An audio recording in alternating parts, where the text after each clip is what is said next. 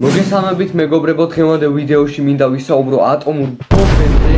დიახ, ეს არის ის 5 სუნამო, რომლებიც გამოირჩევიან თავისი პერფორმანსით და არიან ძალიან ძლიერები. მოდი გადავიდეთ ჩამონათვალზე. მეხუთე ადგილზე მინდა გავიყვანო Manceras Red Tobacco Intense. სამწუხაროდ ამ სუნამოს full size არ გვაქვს, ასე რომ გვიწევს რომ გამოვიყენოთ სემპლი.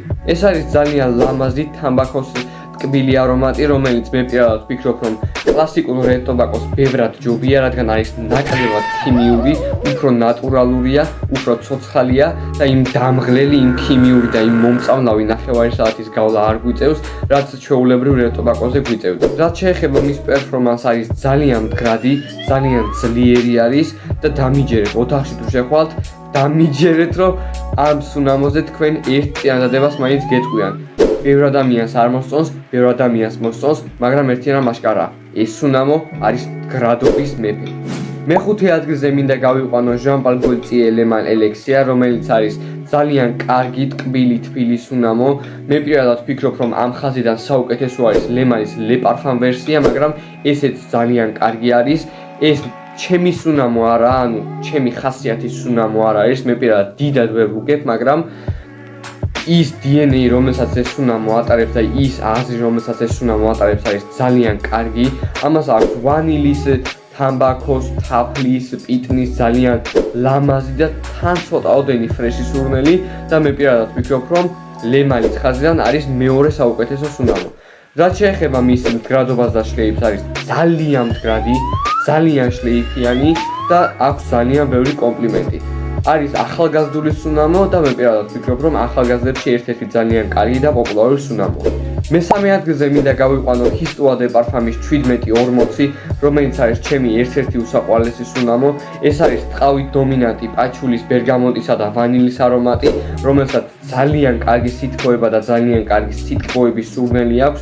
მე პირადად ვფიქრობ, რომ ამ სუნამოს ყველა ვერ გაუგებს და არცაა აუცილებელი რომ გაუგოს ყველამ, რადგან არის ნიშური სუნამო, ცოტათი რთული არის, მაგრამ მაინც ძალიან ლამაზი სუნამო არის. ეს არის ძალიან მდგრადი, ძალიან შლეიფიანი სუნამო, რომელიც აფრქვევს თავის შლეიფს და ძალიან დიდი ხანი ჩერდება როგორც კანზე, ასევე ტანსაცმელზე. მეორე ადგილზე მინდა გავიყვანო Orto Paris-ის ტერონი, რომელიც არის ჩემი ერთ-ერთი ფავორიტი სუნამო. ძალიან მომწონს ეს სუნამო, ამას აქვს შებოლილი ხის ნოტები, ასევე აქვს ცოტაოდენი ბროწეული სიმჟავე და ეს ყველაფერი საბოლოოდ წარმოქმნის ძალიან ლამაზ სურნელს. აი პირდაპირი მნიშვნელობით, როცა ეს სუნამო გასხიათ, გაქვთ ვულკანის სურნელი, ძალიან ძლიერი, ძალიან გამომწვევი და მამაკაცური სურნელი აქვს. მე პირადად ვფიქრობ, რომ ამ სუნამოს ქალბატონები ვერ დაისხამენ, რადგან ზედმეტად მამაკაცური არის ძალიან მდგრადი, ძალიან შლეიფიანი და მე პირადად ამ სუნამოს 1-2-ჯერ და ეგეც ღია სივრცეებში თუ დავისხამდით, დახურულ სივრცეში შეიძლება ვიღაცა შემოაღწიოთ. და პირველ ადგილზე მინდა გავიყვანო იგივე ბრენდის, ანუ Orto Paris-ის მეგამარი, რომელიც არის ძალიან მაგარი სუნამო.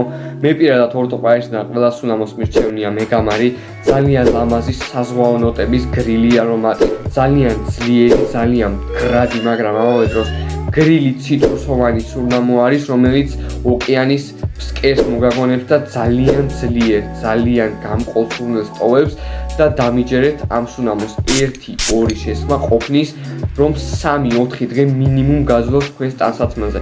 კანზე შეპყურებაზე ხო საერთოდ ძერ მეტია ლაპარაკი. ეს არის იმ 5 სუნამოს ჩამონათვალი, რომელიც მე პირადად ვფიქრობ, რომ არიან მდგრადობის მეფეები. შეგიძლიათ კომენტარებში დაწეროთ კიდევ რომელ სუნამოს ჩაამატებდით ან გამოაკლებდით.